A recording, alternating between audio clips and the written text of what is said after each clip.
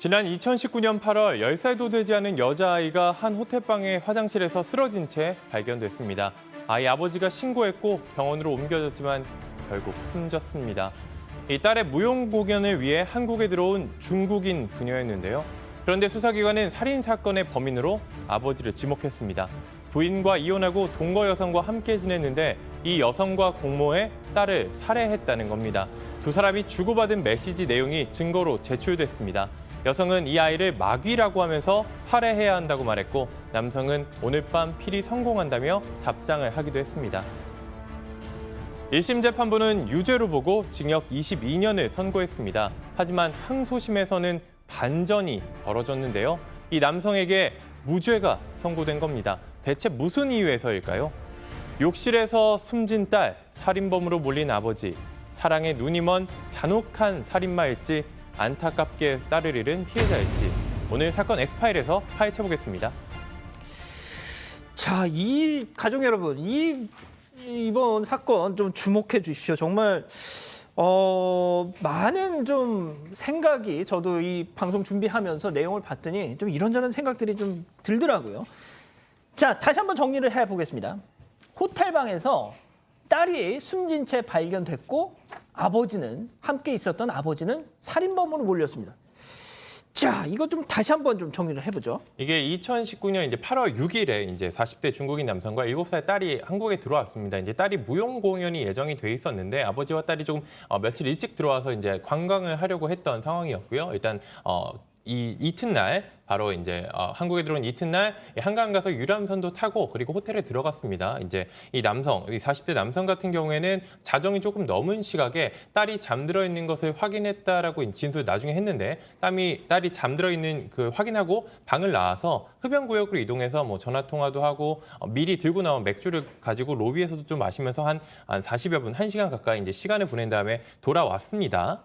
그런데 여기 돌아와 보니 딸이 욕조에서 숨져 있었다라는 거죠. 그래서 이제 신고를 했고 호텔 직원과 구급대원이 이제 들어와서 이 딸을 이제 병원으로 옮겼는데 결국 이제 숨을 거뒀습니다. 일단 이 부녀 관계에 대해서 한 번 더 짚어보면은 일단 2007년쯤 결혼해서 10년 정도 결혼 생활하다가 2017년쯤에 이혼을 했고요. 근데 그 이후에도 이 전처와 사이에서 나온 딸을 상당히 자주 만났습니다. 단둘이서 여행을 다닐 정도로 상당히 이제 친밀한 부녀 관계였다라고 하고 하지만 이제 동거 여성이 있었는데 이 여성 같은 경우에는 계속 이제 이 딸 때문에 자신이 좀 안 좋게 됐다 이런 식으로 안 좋게 보는 상황이었습니다. 이런 와중에 사건이 벌어졌던 겁니다. 그러니까 이 동거 여성이 이 딸 아이를 무슨 악마라고 막 이렇게 부르기도 했었다면서요? 자, 그런데 여기까지만 대강 분위기를 보면 경찰이 당시 판단했던 것처럼 아버지가 딸을 어떻게 해한 거 아니냐라고 볼 수도 있을 것 같은데 그렇게 봤던 근거가 뭡니까? 방금 말씀하신 악마라고 칭했다는 점들 그거? 여러 가지 이유들이 범행 동기가 있다고 봤어요. 살인 사건 보통 범행 동기가 무엇인지 중요하잖아요. 그런데 아버지가 딸을 살해할 만한 이유가 있었다고 수사당국은 판단했습니다. 그 이유는 딸을 마귀라고 부르는 동거 여성, 지금 그 아이의 아버지와 동거를 당시 하고 있던 여성이 문제였다고 판단했어요. 왜냐하면 딸을 싫어했는데 자신이 유산한 것도 딸 때문이다. 그렇기 때문에 나는 좀 어떻게 할 수가 없다. 그래서 딸을 보려고 전처 사이에 낳은 딸을 보기 위해서 아버지가 가는 것도 싫어했답니다. 남자친구가 그렇게 전에 자기가 만나고 있던 그 아내의 딸을 만나러 가는 걸 왜 만나러 가냐 하고 극단적인 선택까지 시도했대요.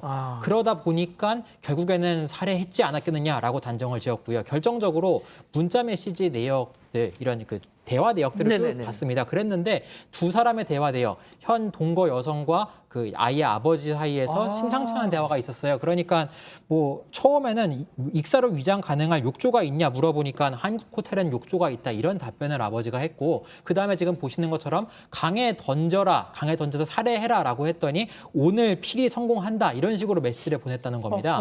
그러니까 이러한 정황을 살펴보면 범행 동기도 있고 범행을 실제로 실행한 건 아니겠느냐라고 판단을 했습니다. 자, 승 의원님, 딱 저 문자만 보면 뭐 고민할 것도 없을 것 같은데 말이죠. 그게 이제 수사가 어려운 거죠. 사실 이 문자만 보면 분명히 범죄 동기가 존재하고 전처의 딸보다 현재 동거하는 여성이 훨씬 더 중요하다. 이게 일반적인 상식. 인 거잖아요. 그래서 분명히 경찰도 제일 처음에 그렇게 봤는데 이 남편의 입장에서는 이렇게 얘기를 했는 거죠. 사실 그 전에 극단적인 선택을 했다 우리가 들었잖아요. 예. 그 극단적인 선택을 하고 난 다음에 남동생이 우리 누나 다시 한 번만 더 극단적인 선택하면 다 죽여버릴 거야. 뭐 이런 협박을 했다라는 거예요. 그래서 거기에 맞춰주기 위해서 이야기를 했는 거다라고 이야기를 하면서 지금 이제 기자분들이 다 말씀 주셨다시피 딸과 이 아버지의 관계가 굉장히 서먹한 게 아니라 딸을 적극적으로 돌보고 있었기 때문에 그 사이에 딸과 아버지의 어떤 정이 바뀔 수 있는 가능성이 없는 상황이었다라는 점까지 이제 이야기가 나오게 됐습니다. 자, 그래서 1심 재판부는 수사기관 판단이 맞는 것 같다 이렇게 판단을 했어요. 네, 유죄로 판단했습니다. 전부 인정했어요. 범행 동기도 있다고 봤습니다. 왜냐하면 호텔방에서 아이가 숨진 채 발견이 됐는데 그러면 거기 들어간 것은 아버지 외에는 없지 않겠느냐. 그리고 부검 결과 사인이 경부 압박에 의한 질식사의 가능성이 나왔기 때문에 그렇다면 범인은 아이의 아버지일 것이다라고 판단을 했고요. 그렇게 판단한다면 그럼 범행 동기도 봐야 되잖아요. 근데 범행 동기가 자신의 연인, 동거를 같이 하고 있는 여성이 싫어한다는 이유 때문에 아이를 살해했다? 그러면 죄질이 무겁지 않겠냐라고 판단하면서 징역 22년을 선고했습니다. 근데 이게 따지고 보면 앞서 보여드렸던 그 문자 메시지 정도 외에는 솔직히 직접적인 증거가 없습니다. 그런데도 살인죄로 판단했던 이유가 뭘까요? 사실 진짜 어려워요. 이거 목격자가 있는 것도 아니죠. 그리고 지금 현 시점에서 뭔가 목 부분에 상처가 있다라고 하는데 일단 1심에서는 이제 아버지가 목을 졸라서 질식사 시킨 것으로 일단 바라봤는데 사실 그것도 100%라고 보기 좀 어려운 상황이었거든요. 이 부검 나온 게. 하지만 1심에서는 이게 아이가 갑자기 목 부분이 다쳐서 욕조에서 빠져서 사망을 했는데 일단 이 호텔방 안에 들어온 건 아버지밖에 없고 그리고 문자를 보니까 동기도 충분히 있는 것 같고 성공하겠다. 그러면 고의가 있는지 살해를 했는지 안 했는지 목격자는 없지만 이 정도라면 충분히 살해했다고 볼 만한 증거가 충분하다. 이렇게 판단해서 1심에서는 유죄 판단을 한 겁니다. 자, 그런데 들으신 것처럼 1심에서는 유죄였습니다. 자, 그런데 항소심 2심에서 급 반전이 있었어요.